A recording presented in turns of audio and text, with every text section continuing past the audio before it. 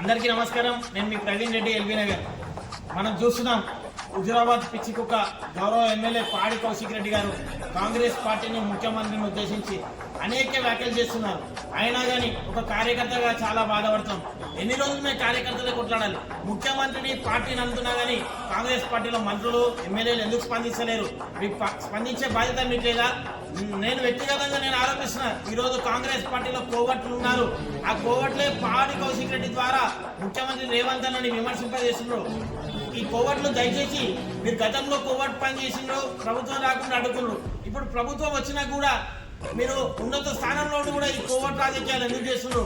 మీకు నిజంగా సిద్ధశుద్ధి ఉంటే, నీకు ఇష్టం లేకుంటే, రేవంత్ రెడ్డి మీద అభిమానం లేకుంటే ఎంతో పార్టీలోకి వెళ్ళి, కానీ ఎందుకు మా ముఖ్యమంత్రి గారిని, కాంగ్రెస్ పార్టీని, మా కార్యకర్తలందరినీ మానసికంగా ఇబ్బందులకు గురి చేస్తున్నావు? అనేక మాటలు అంటే నువ్వు కౌశిక్ రెడ్డి అరే నృత్యం రాకూడదా? ఎందుకంటే నువ్వు కేటీఆర్ మాటలు పట్టుకుంటే నీ భార్యను కూడా ఏదో విధంగా అనిపిస్తుందా? కుటుంబ సభ్యులను కూడా బజార్కి ఎందుకు అవుతున్నాడు చిల్లరగా? నువ్వు ఏమైనా ఉంటే ఒక ఎమ్మెల్యేగా ప్రజలను ఎందుకు గెలిపించారు? హుజురాబాద్ ఏమైనా సమస్య ఉంటే దాన్ని తీర్చు. ఎందుకురా ముఖ్యమంత్రి గారు ఆ విల్లాకి వస్తుంది, ఈ విల్లా ఏమైనా ముఖ్యమంత్రి గారు డ్రైవర్ ఉన్నావా?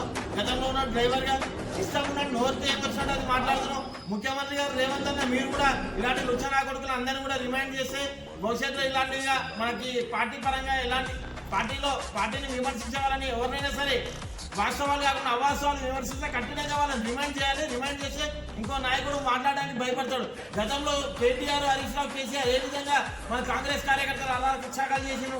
ఎందుకు మనం ఇంకా మౌనంగా ఉన్నాం? ఇలాంటి ముచ్చనా కొడుకులను అరెస్ట్ చేయాల్సిందే. ఖచ్చితంగా అరెస్ట్ చేస్తేనే వీళ్ళకి బుద్ధి వస్తుంది.